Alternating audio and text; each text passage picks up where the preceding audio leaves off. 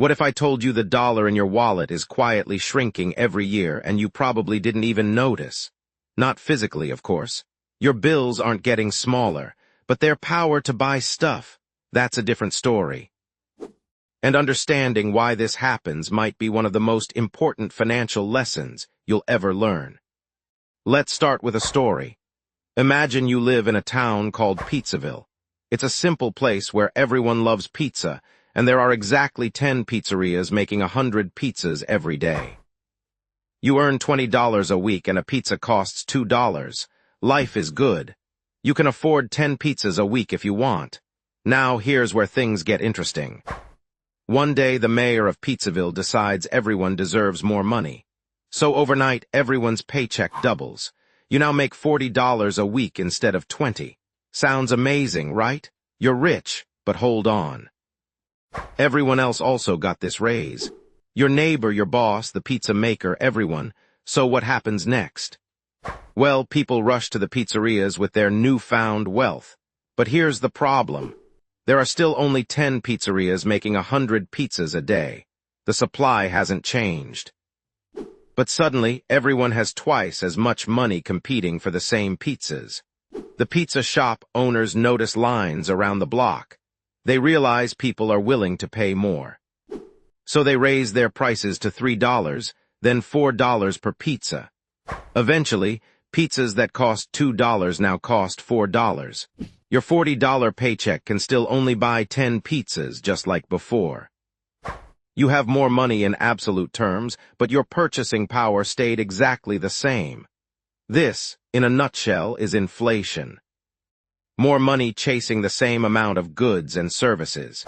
Now, real life is obviously more complicated than Pizzaville, but the principle remains true. Inflation happens when the general price level of goods and services rises over time. And it means each dollar you own buys less than it did before. It's like your money is on a slow, invisible diet shrinking bit by bit. You've probably noticed this yourself.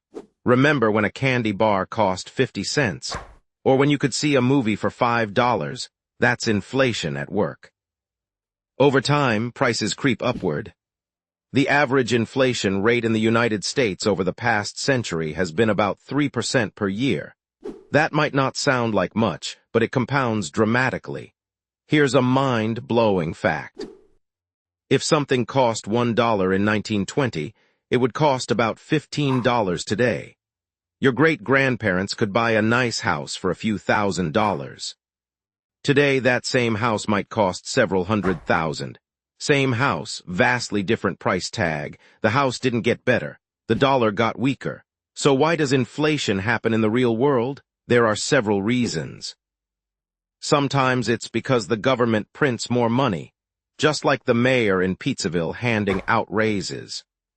When there's more currency floating around the economy without a corresponding increase in goods and services, each dollar becomes less valuable.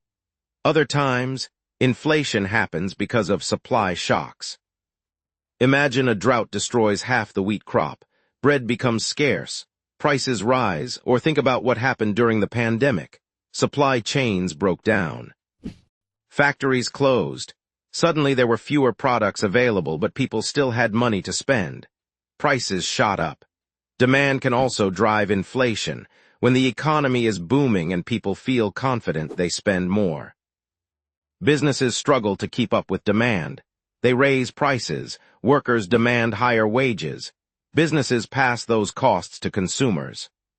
It becomes a cycle. Now, here's an important nuance. A little bit of inflation is actually considered healthy for an economy. Most economists agree that around 2% annual inflation is ideal. Why? Because it encourages people to spend and invest rather than hoard cash. If you know your money will be worth slightly less next year, you're more likely to use it today. This keeps money flowing through the economy, which creates jobs and growth. But too much inflation is dangerous.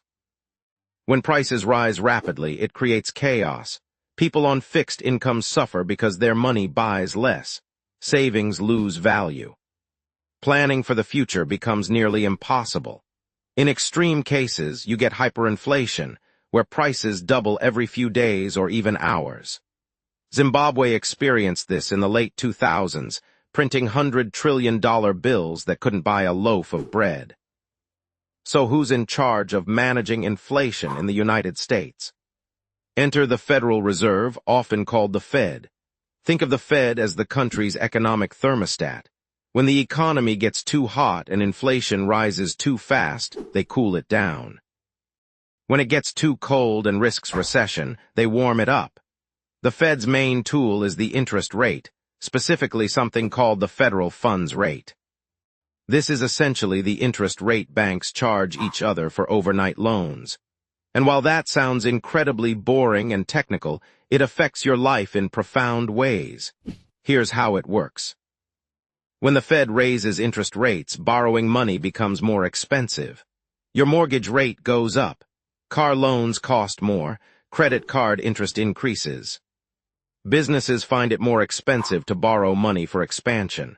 This discourages spending and borrowing across the economy. When people spend less, demand for goods decreases. When demand decreases, prices stop rising so fast. Inflation cools down. Conversely, when the Fed lowers interest rates, borrowing becomes cheaper. People take out mortgages to buy homes. Businesses borrow to expand and hire.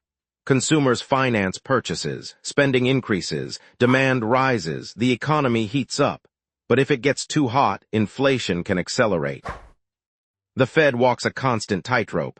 Raise rates too much and you might trigger a recession. People lose jobs, businesses close. Lower rates too much and inflation spirals out of control. Your money loses value rapidly. It's a delicate balancing act requiring constant adjustment. During the pandemic, the Fed dropped interest rates to near zero. They wanted to encourage spending and prevent economic collapse. It worked in keeping the economy afloat. But combined with supply chain disruptions and massive government spending, inflation roared back. By 2022, inflation hit levels not seen in 40 years. Your grocery bill probably reminded you of this every week. So the Fed started raising rates aggressively. Throughout 2022 and 2023, they increased rates multiple times. This made mortgages more expensive. The housing market cooled. Stock markets became volatile, but gradually inflation started to come down. The medicine was working even if it tasted bitter. Now you might be wondering how this affects you personally. Understanding inflation helps you make smarter financial decisions. For one, it explains why keeping all your money in cash is a losing strategy. If inflation averages 3% and your savings account pays 1% interest, you're actually losing 2% of purchasing power every year. This is why investing matters. Historically, the stock market has returned about 10% annually on average. Real estate appreciates. These investments help your money grow faster than inflation erodes it. You're not just trying to make money, you're trying to outrun the invisible shrinkage. Inflation also affects your career decisions.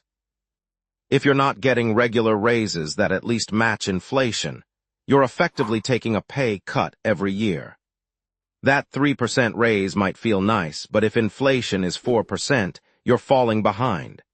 When you're considering big purchases, inflation matters too. That's why some people rush to buy houses when they expect inflation to accelerate. They're locking in today's prices and paying back tomorrow's cheaper dollars. If you take out a 30-year mortgage at a fixed rate, inflation actually works in your favor over time. Your payment stays the same, but inflation makes it relatively cheaper as years pass. Understanding inflation also helps you interpret news and make sense of economic policy. When you hear the Fed is raising rates, you'll know they're fighting inflation. When politicians debate government spending, you'll understand the inflationary implications. You become a more informed citizen and consumer. Here's the bottom line. Inflation is the silent force constantly reshaping your financial landscape. It's why your grandparents' stories about nickel sodas sound like fairy tales. It's why saving for retirement requires aggressive investing, not just stashing cash. It's why the Fed obsesses over interest rates and economic data. Back in Pizzaville, the residents eventually learned an important lesson. More money doesn't automatically mean more wealth. What matters is the relationship between money supply and the stuff money can buy. Real prosperity comes from producing more pizzas, not just printing more dollars. The same applies to our economy. True wealth creation happens through innovation, productivity, and expanding what we can produce. Money is just the tool we use to exchange that value. When money grows faster than real economic output, inflation is the inevitable result. So the next time you notice your favorite coffee costs 50 cents more, or your grocery bill seems inexplicably higher, you'll know what's happening. Your dollar isn't buying less because stores are greedy. It's buying less because there are more dollars competing for roughly the same amount of stuff. The invisible diet continues. The good news is that understanding inflation empowers you. You can make investment decisions that protect your wealth. You can negotiate wages that keep pace with rising prices. You can plan for a future where your money maintains its power. Knowledge turns the invisible visible, and once you see inflation at work, you can't unsee it. Welcome to the real world of money, where nothing stays the same and every dollar has a story. Like and subscribe for more animated economics.